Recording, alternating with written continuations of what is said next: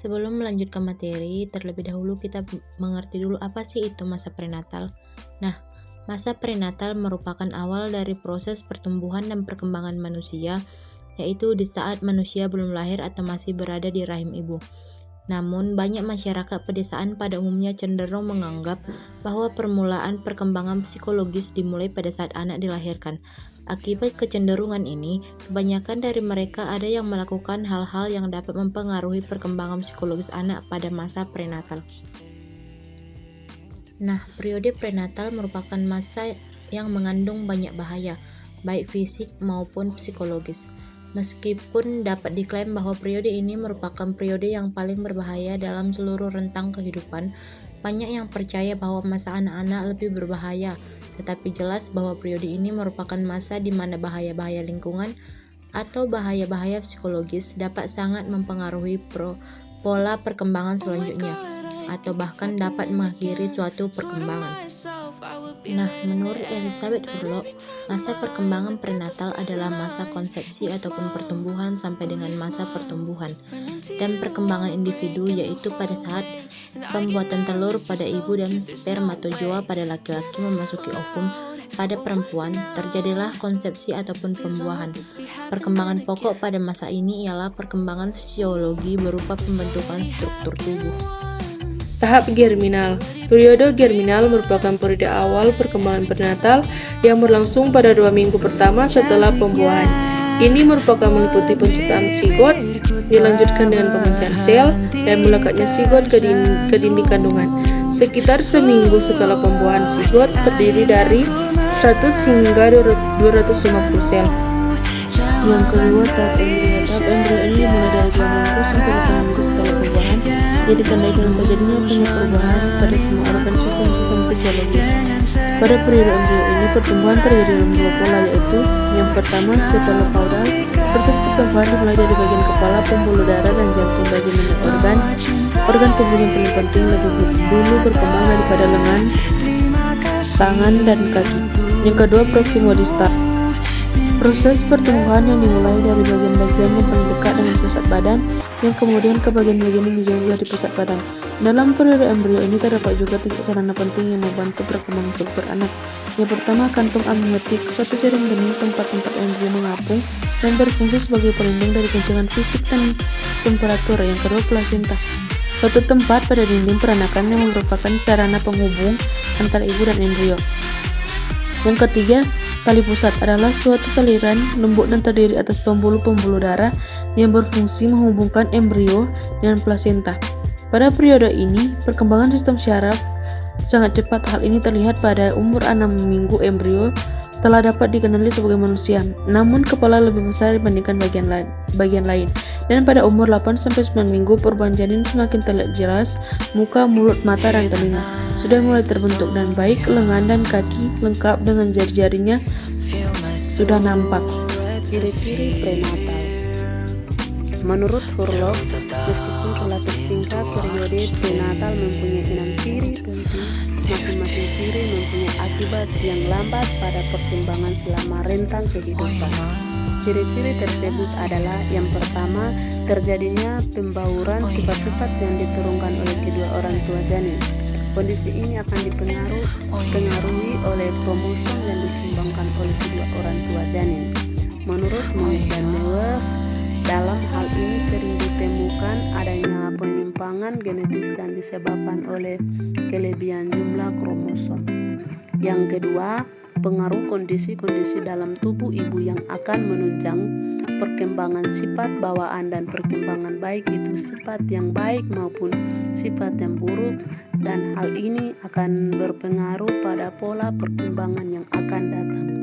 Menurut Mons dan Newers, ibu yang sakit dapat memberikan efek yang tidak baik bagi janinnya. Contohnya, ibu yang terkena penyakit-penyakit campak, AIDS, dan megalovirus. Menurut hasil penelitian, ada kurang lebih 3.000 anak yang terkena HIV/AIDS akibat diturunkan oleh ibunya. Namun tidak semua ibu yang terkena HIV/AIDS dapat menurunkan penyakit tersebut pada anaknya. Yang ketiga, jenis kelamin individu yang baru diciptakan sudah dipastikan pada saat pembuahan dan kondisi-kondisi dalam tubuh ibu tidak akan mempengaruhinya sama halnya dengan pembuahan. Yang keempat, perkembangan dan pertumbuhan yang normal lebih banyak terjadi selama periode prenatal dibandingkan pada periode-periode lain dalam seluruh kehidupan individu.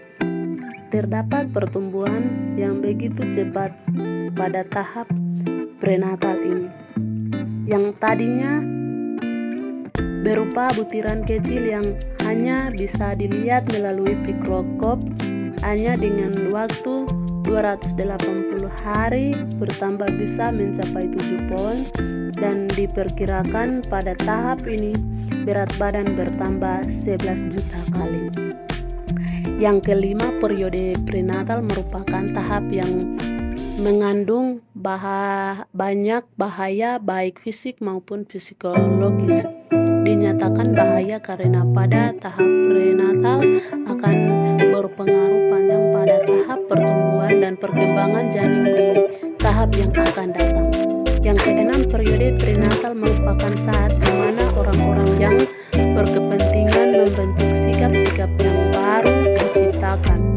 Dalam hal ini, Hijayati dan Sri Purnami menjelaskan dalam bukunya tentang pendidikan dalam tahap kandungan dengan tujuan untuk belajar dini dan mendorong berkembang positif terhadap psikologis anak dan orang tua. Dan dalam hal ini, seorang bayi yang sudah berusia 20 minggu dalam kandungan sudah bisa merasakan gelap dan terang. Dan pada usia ini, orang tua sudah bisa memberikan dorongan stimulus pada janin untuk mengoptimalkannya. Faktor-faktor perkembangan prenatal. Selama periode prenatal ini, rahim merupakan lingkungan yang sangat menentukan perkembangan janin. Kondisi rahim ibu itu sangat nyaman bagi janin dan terlindungi dari setiap gangguan. Bukan berarti janin tersebut secara absolut luput dari pengaruh-pengaruh luar. Sebagian besar proses pertumbuhan janin sangat bergantung pada kondisi internal ibu, baik kondisi fisik maupun psikisnya.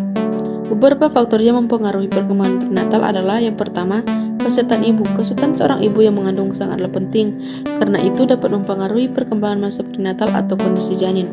Yang kedua, gizi ibu. Asupan gizi juga ada sangat berpengaruh terhadap perkembangan prenatal, karena janin yang sedang berkembang sangat bergantung pada gizi ibunya yang diperoleh melalui darah ibunya. Yang ketiga, pemakaian bahan kimia oleh ibu. Bahan-bahan kimia yang terdapat pada obat-obatan atau makanan yang ada dalam peredaran darah ibu yang tengah hamil dapat mempengaruhi perkembangan janin. Minuman yang mengandung alkohol, menghisap rokok oleh wanita hamil juga dapat berdampak buruk bagi perkembangan masa prenatal, kelahiran dan perkembangan pasca lahir. Yang keempat, keadaan dan ketegangan emosi ibu. Selama kehamilan juga mempunyai pengaruh yang besar terhadap perkembangan masa prenatal. Seorang ibu hamil mengalami ketakutan, kecemasan, stres, dan emosi lain yang mendalam, maka terjadi perubahan psikologis. Misalnya, ibu yang mengalami kecemasan berat dan berkepanjangan sebelum atau selama kehamilan, kemungkinan besar akan mengalami kesulitan medis dan melahirkan bayi yang abnormal dibandingkan dengan ibu yang relatif tenang dan aman. Pentingnya periode prenatal. Menurut Elizabeth B. Horlock 1980 dalam Mitya Stuti Herlensha dan Musruro 2018, setidaknya ada 4 kondisi penting yang memberi pengaruh besar terhadap perkembangan individu baru di masa mendatang, yaitu 1. Sifat bawaan, yang menentukan sifat bawaan yang diperoleh dari kedua orang tua dan dari nenek pihak ibu maupun pihak ayah. Ada 2 hal yang mempengaruhi penurunan sifat bawaan. 1. Faktor keturunan membatasi sejauh mana individu dapat berkembang. Jika kondisi sebelum dan sesudah lahir menguntungkan dan jika seseorang memiliki dorongan yang kuat, ia dapat mengembangkan sifat-sifat fisik dan mental yang diwarisinya sampai batas maksimum. 3. Jumlah anak. Peristiwa penting ketiga pada saat kehamilan adalah menentukan jumlah anak yang akan lahir, meskipun pada umumnya pada peristiwa kelahiran hanya 1 anak yang dilahirkan, tetapi sering juga terjadi kelahiran kembar. 4. Urutan anak. Hal penting yang keempat pada saat kehamilan adalah penentuan posisi urutan anak. terbentuk di antara saudara-saudaranya. 3 trimester perkembangan prenatal. 1. Trimester pertama atau 3 bulan pertama. Pembuahan sampai minggu keempat, panjang kurang dari 0,25 cm, mulai terbentuk saraf tulang belakang, sistem saraf, sistem gastrointestinal, jantung, dan paru-paru. Kantong ketuban mulai membungkus bentuk awal dari tubuh dikenal dengan nama zigot. Minggu ke-8, panjang sekitar 2,5 cm, wajah mulai terbentuk dengan mata, telinga, mulut, dan tunas gigi yang belum sempurna. Lengan dan kaki mulai bergerak, otak mulai terbentuk, denyut jantung janin mulai dapat dideteksi dengan ultrasound. Memasuki masa yang disebut embrio, minggu ke-12, panjang mencapai 7,5 cm dan berat 1 ons, mulai dapat menggerakkan dengan kaki, jari tangan, dan jari kaki. Sidik jari mulai terbentuk, dapat tersenyum, merenggut, menghisap, dan menelan. Jenis kelamin dapat dibedakan dari buang air kecil. Trimester kedua atau 3 bulan kedua, minggu ke-16, panjang mencapai 15 cm dan berat antara 4 hingga 7 ons, denyut jantung kuat, kulit masih transparan, bulu-bulu halus atau lanugo menutupi tubuh, kuku, jari, tangan, dan kaki terbentuk, gerakan mulai terkoordinasi, dapat berguling dalam cairan ketuban. Minggu ke-20, panjang mencapai 30 cm dan berat 0,25 hingga 0,5 kg. Denyut jantung dapat didengar dengan stetoskop biasa, menghisap ibu jari, cegukan, rambut, bulu mata, dan alis sudah ada.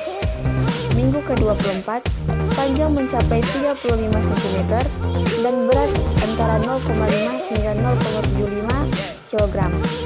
Kulit mengeliput dan terlapisi oleh lapisan pelindung atau vernix caseosa. Mata mulai terbuka, kotoran dikumpulkan di usus, genggaman kuat. Di semester ketiga atau 3 bulan terakhir, minggu ke-28, panjang mencapai 35 hingga 42,5 cm dan berat antara 1,25 hingga 1,5 kg. Lemak tubuh mulai bertambah, pernapasan belum sempurna. Minggu ke-32, panjang mencapai 41,25 hingga 45 cm, berat antara 2 hingga 2,5 kg, mempunyai periode tidur dan terbangun, merespon bunyi, dapat mengambil posisi kelahiran, tulang tengkorak masih lunak dan fleksibel, mineral besi tertumpuk di hati. Minggu ke-36 sampai 38, panjang mencapai 47,5 hingga 50 cm dan berat antara 3 hingga 3,75 kg. Kerutan pada kulit berkurang, vernix caseosa tebal, lanugo jauh berkurang, aktivitas berkurang, memperoleh imunitas dari ibu.